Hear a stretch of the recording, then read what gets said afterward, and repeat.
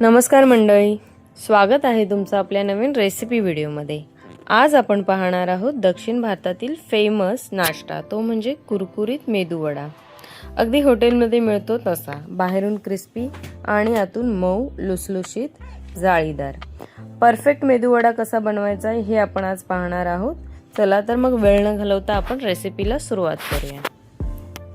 मेदूवड्याच्या बॅटरसाठी इथे मी 2 वाट्या उडदाची डाळ घेतलेली आहे। ही डाळ आपल्याला 1 ते 2 वेळा स्वच्छ पाण्याने धुवून घ्यायची आहे आणि मग पुरेशा पाण्यामध्ये 3 ते 4 तासासाठी भिजायला ठेवायची आहे। डाळ खूप चांगली भिजली गेली पाहिजे, याच्यासाठी आपल्याला 3 ते 4 तास लागतात। आपल्याला पाहिजे तर आपण थोडंसं गरम पाणीही घालून ही डाळ भिजत घालू शकतो, म्हणजे ती चांगली मऊ होते, किंवा रात्रभरही भिजत घालू शकतो।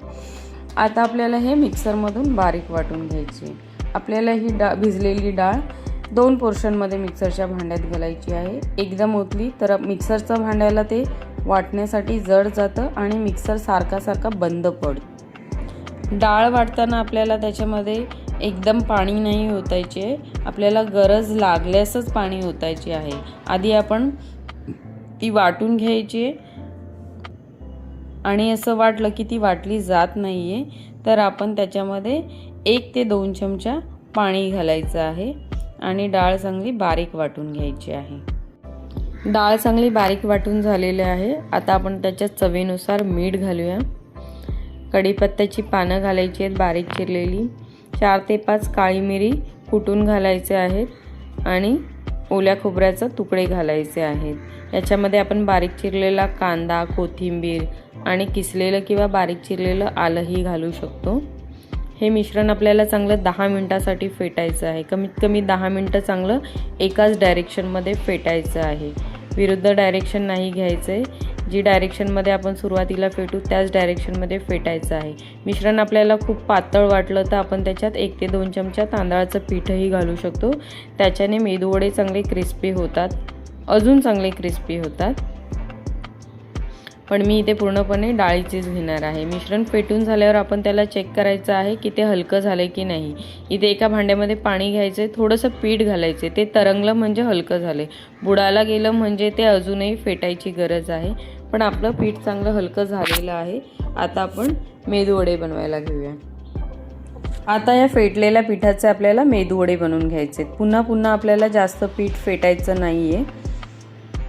एका भांड्यामध्ये पाणी घ्यायचे, हाताला चांगलं पाणी लावायचे, थोडं पीठ घ्यायचं हातावर आणि त्याला असा चांगला गोलाकार आकार द्यायचा आहे। पाणी व्यवस्थित लावायचे म्हणजे पीठ आपल्या हाताला स्टिक नाही होणार। गोलाकार आकार दिल्यावर त्याला असा मध्यभागी छिद्र करायचं आहे।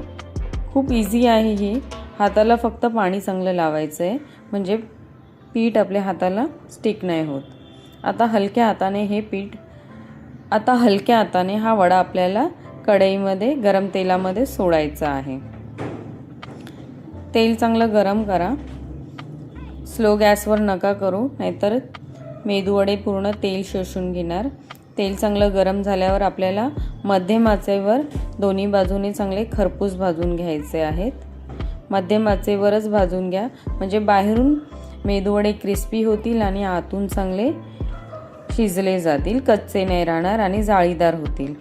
मेदूवडे चांगले तळून झालेत, आता आपण त्याला भांड्यात काढून घेऊया। अशाच प्रकारे आपल्याला सगळे मेदूवडे करून घ्यायचे आहेत।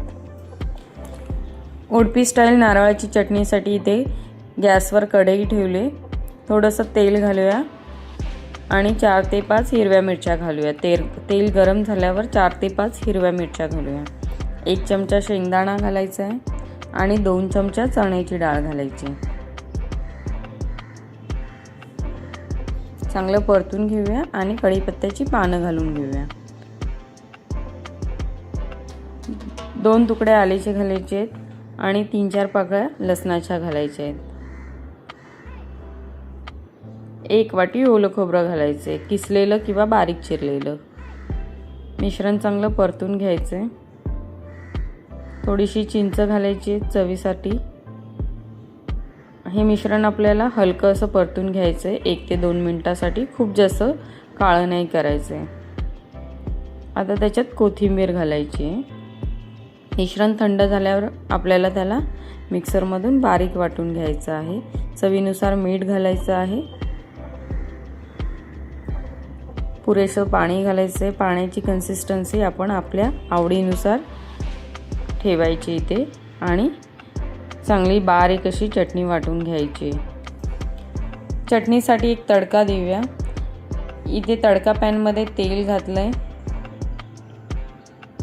तेल चांगलं गरम झाल्यावर आपल्याला त्याच्यामध्ये मोहरी घालायची आहे।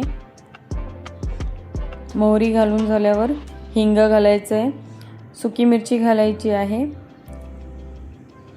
आणि कढीपत्त्याची पानं घालायची। हा तडका आपल्याला आपल्या बनवलेल्या चटणीमध्ये चांगला घालून घ्यायचा आहे आणि मिक्स करून घ्यायचं आहे। अशा प्रकारे आपली उडपी स्टाईल नारळाची चटणी तयार आहे। सांबारही बनवलेला आहे मेदूवड्यासोबत। ह्याची रेसिपी आपल्याला सेपरेट मिळेल आपल्या यूट्यूब चॅनलवर, नक्की पहा। आपले गरमागरम आणि कुरकुरीत मेदूवडे तयार आहेत। तुम्ही हे वडे गरमागरम सांबार आणि नारळाच्या चटणीसोबत सर्व करू शकता। बघा, एकदम बाहेरून कुरकुरीत आणि आतून जाळीदार आणि सॉफ्ट असे झालेले आहेत। नक्की करून पहा। आवडल्यास लाईक करा, शेअर करा, सबस्क्राईब करा। भेटूया पुन्हा नवीन व्हिडिओमध्ये। तोपर्यंत धन्यवाद।